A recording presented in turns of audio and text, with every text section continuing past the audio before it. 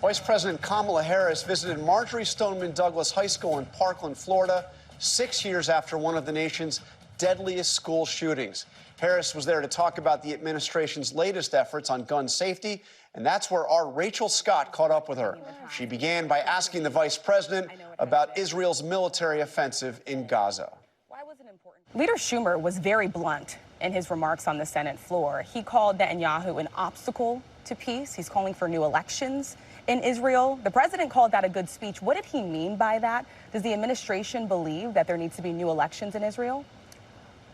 Well, I will not speak for Senator Schumer, but we are very clear that that is on the Israeli people to make a decision about when they will have an election and who, of course, they elect to lead their government. That's for them to say. Do you believe that Netanyahu is an obstacle to peace? I believe that we have got to continue to enforce what we know to be and should be the priorities in terms of what is happening in Gaza. We've been very clear that far too many innocent Palestinians have been killed. We've been very clear that Israel and the Israeli people and Palestinians are entitled to an equal amount of security and dignity. And frankly, we have been very focused on also getting the hostages out and getting aid in. Netanyahu appears to just be flat out ignoring President Biden's warning about an offensive in Rafah. Is that a red line for your administration? We have been clear in multiple conversations and in every way that any major military operation in Rafah would be a huge mistake. Let me tell you something. I have studied the maps. There's nowhere for those folks to go. And we're looking at about 1.5 million people in Rafah who are there because they were told to go there, most of them.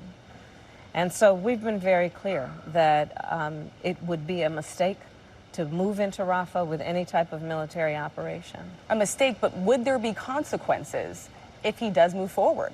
Well, we're going to take it one step at a time, but we've been very clear in terms of our perspective on whether or not that should happen. Are you ruling out that there would be consequences from the United States? I am ruling out nothing. I want to ask you about the border. Did you watch that border video down in El Paso? And does that send a message to Americans that the border is secure? We are very clear, and I think most Americans are clear that we have a broken immigration system and we need to fix it. Members of the United States Senate, those considered to be very conservative, with others, came to a bipartisan resolution, but they're refusing to put it up for a vote. And in large part because we know the former president would prefer to run on a problem instead of fix a problem. As of right now, is that executive action on the border still on the table? Could we see that?